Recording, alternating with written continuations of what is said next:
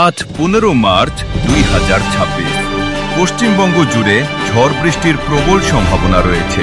বিশেষ করে উত্তরবঙ্গের 5টি জেলায় ভারী বৃষ্টি এবং দক্ষিণবঙ্গের বেশ কিছু জেলায় কালবৈশাখীর পরিস্থিতি তৈরি হতে পারে। কলকাতা ও আশেপাশে আংশিক মেঘলা আকাশ সহ হালকা বৃষ্টির সম্ভাবনা এবং তাপমাত্রা কমার পূর্বাভাস রয়েছে।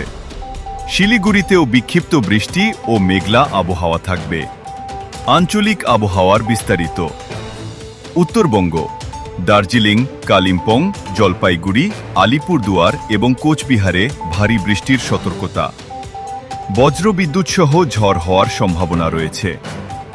দক্ষিণবঙ্গ, কলকাতা, হাওড়া, হুগলি এবং উপকূলীয় জেলাগুলোতে মেঘলা আকাশ।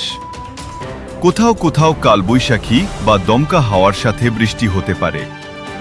তাপমাত্রা। বৃষ্টিপাতের কারণে তাপমাত্রা কিছুটা কমতে পারে, তবে ভ্যাপসা গরমের অস্বস্তি বজায় থাকতে পারে।